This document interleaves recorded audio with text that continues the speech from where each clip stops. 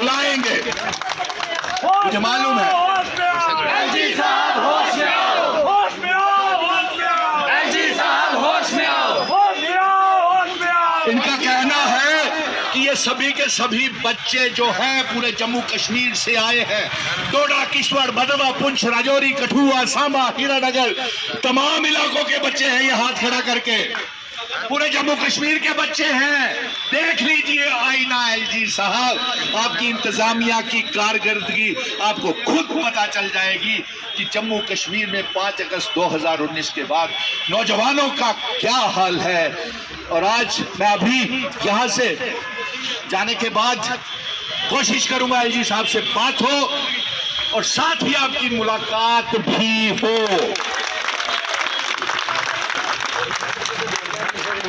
का हक बनता है।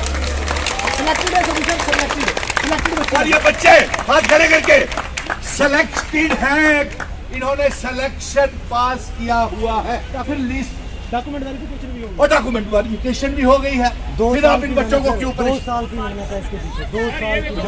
मुझे मालूम है आपके माँ बाप ने, मुझे मालूम है मेरी बेटी परेशान है, मेरी बच्चियां परेशान हैं।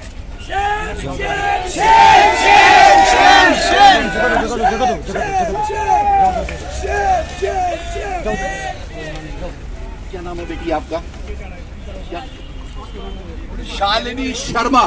और ये सारे बच्चियों का यही दिल में रो रही है, खून के आंसू रो रही है, लेकिन इनको सुनने वाला प्रधानमंत्री जी कहाँ है?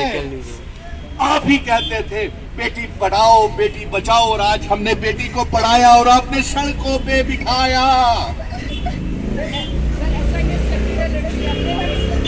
बताइए, ये मेरिटोरियस बच्चे हैं। हालात ठीक नहीं है रियासत के, आप गलत बोलते हैं। पीस है, नॉर्मलिटी है, डेवलपमेंट है, रिक्रूटमेंट है। आप बता दीजिए, आपके पास आंकड़े होंगे कि 2014 में आपके बाद आपने कितने जम्मू कश्मीर के बच्चों को नौकरियां दी, ये बता दीजिए। जीरो। हक मांगते, किसी से भीख मांगते, हम हमारा हक मांगते, नहीं किसी से भीख मांगते।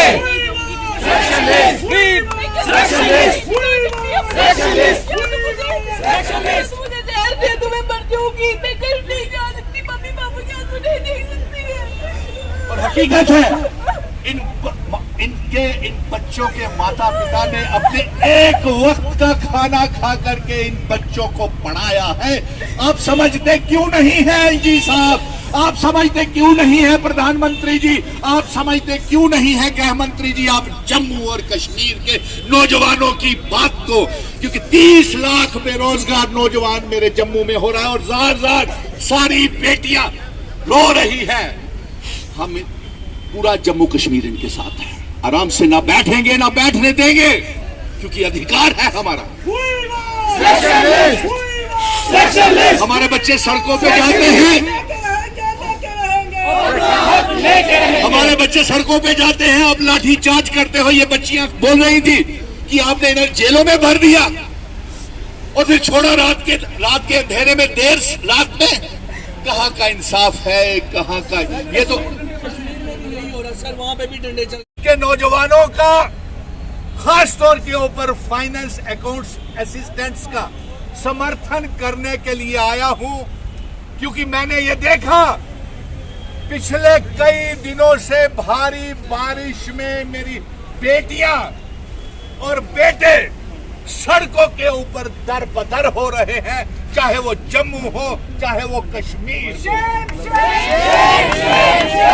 एलजी साहब, आप याद कीजिए, इसी महीने आपसे मुलाकात मेरी हुई थी और मैंने आपसे ये कहा था कि जम्मू कश्मीर के नौजवानों को आपसे बहुत उम्मीदें हैं।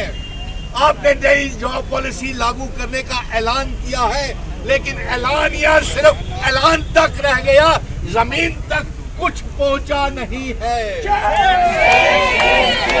जिसके तस्वीर आप मेरे पीछे और मेरे दाएं बाएं बैठी हुई जम्मू कश्मीर की बेटियां, मैं इनका दर्द देख नहीं सका और इसलिए आया हूं कि ये बच्चियां सड़कों के ऊपर, पढ़ी लिखी बेटियां, हमारे जिगर का टुकड़ा माँ बाप के जिगर का टुकड़ा सड़कों के बेड के ऊपर आपने रुलाया इन्हों को।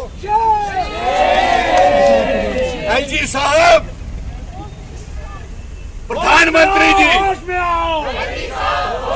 प्रधानमंत्री जी, आपने कहा था बेटी पढ़ाओ बेटी बचाओ। हमने माँ बाप ने बेटी को पढ़ाया, बेटी को बनाया, लेकिन आपने इंसाफ नहीं किया। आपने सड़कों पे बैठा करके हाथ खड़े करके मेरी बच्चियों को रुलाया। आपने हमने पढ़ाया और आपने सड़कों पे बिठाया। और आज ये मांग क्या कर रहे हैं? We want selection list. अब फाइनेंशियल अकाउंट्स असिस्टेंट की स्क्रैप करना लिस्ट कोई वो बात नहीं है। अजी साहब, मैंने आपसे ये भी कहा था कि रियासत का टूटने का फायदा हमें कुछ नहीं पहुंचा। 5 अगस्त 2019 के बाद 370 हटाने का फायदा कोई आप लोगों को हुआ? सुन ली, रियासत टूटने का फायदा कुछ हुआ? हाथ में मेरी बच्चियां बेटियां तो वैसे ही परेशान है, बेटे तो वैसे ही परेशान है, नौजवान तो वैसे ही परेशान है। आपने JKSSB की तमाम पोस्टों को विड्रॉ कर लिया। इससे तो हमारी रियासत अच्छी थी, कम से कम हमारी सुनवाई तो थी। आज हमें सुना नहीं जाता। जो सड़कों के ऊपर आता है, नेशनल यूथ कॉर्प्स, रहबरे खेल टीचर, जंगलात, सेहत, home guard, SPO, village defence committees के मेंबर, सब इंस्पेक्टर की पोस्टों के लिए आपने इंक्वायरी बिठाई। ठीक है, इंक्वायरी बिठाई, लेकिन जल्दी भरिए ना उनको। कब भरेंगे?